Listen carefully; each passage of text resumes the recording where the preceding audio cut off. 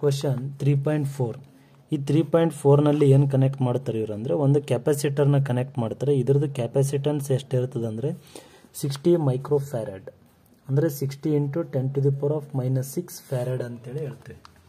ಹೌದಾ, ಇಲ್ಲಿ ಕೆಪಾಸಿಟರ್ ಯಾವುದ್ರ ಜೊತೆ ಕನೆಕ್ಟ್ ಮಾಡ್ತಾರೆ ಅಂದರೆ EMF ಆಫ್ ದ ಬ್ಯಾಟ್ರಿ.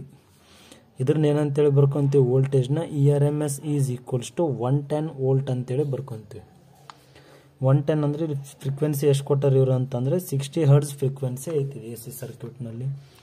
ಇಲ್ಲಿ ಏನು ಕಂಡುಹಿಡಬೇಕು, same as it is same ನಿನ್ನ ಲಾಸ್ಟ್ ನ್ಯೂಮೆರಿಕಲ್ಸ್ ಯಾವ ಥರ ಮಾಡಿ ಅದೇ ಥರ capacitive reactance is equals to 1/ωc. 1/ω ಅಂದರೆ 2πfc ಅಂತೇಳಿ ಬರ್ತೀನಿ ನಾನು. 1/2 × 3.42 ×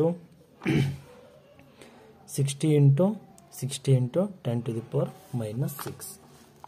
ಹೌದಾ, ನೆಕ್ಸ್ಟ್ ನೋಡ್ರಿ, ಇಲ್ಲಿ 10⁻⁻6ನ ಮೇಲೆ ಒಯ್ದರೆ 10⁻6 ಆಗ್ತದೆ.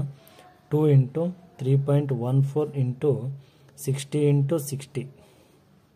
ಇಲ್ಲಿ ಡೆಸಿಮಲ್ ಕ್ಯಾನ್ಸಲ್ ಮಾಡಿದರೆ ಇಲ್ಲಿ ಕೆಳಗಡೆ 100 ಆಗ್ತದೆ. ಇಲ್ಲಿ ಒಂದು 0, ಇಲ್ಲೊಂದು 0, ಇಲ್ಲೊಂದು 0, ಇಲ್ಲೊಂದು 0 ಕ್ಯಾನ್ಸಲ್ ಆಯಿತು. ಹೌದಾ, ಕ್ಯಾನ್ಸಲ್ ಆದಾಗ ಏನು ಬರ್ತೀವಿ ನಾವು ಇಲ್ಲಿ ಅಂತಂದರೆ 10⁻6 ಅಂದರೆ 60 ಬರ್ಕೋರಿ. ನೆಕ್ಸ್ಟ್ ಇಲ್ಲಿ 72 × 314 ಆಗ್ತದೆ. ನೆಕ್ಸ್ಟ್ ಇಲ್ಲಿ ನೋಡ್ರಿ ಡಿವೈಡೆಡ್ ಬೈ 2622608 ಆಗ್ತದೆ. ಅದಾದಮೇಲೆ 44.23 ಓಮ್ ಬರ್ತದೆ. And this is the numerical number 7.4. ಇಷ್ಟು ಬಂದಮೇಲೆ IRMS ವ್ಯಾಲ್ಯೂನ ಕ್ಯಾಲ್ಕುಲೇಟ್ ಮಾಡ್ತೀವಿ. IRMS ಕ್ಯಾಲ್ಕುಲೇಟ್ ಮಾಡಬೇಕಾದ್ರೆ ಗೊತ್ತದ ನಿಮ್ಗೆ ERMS ಡಿವೈಡೆಡ್ ಬೈ XC.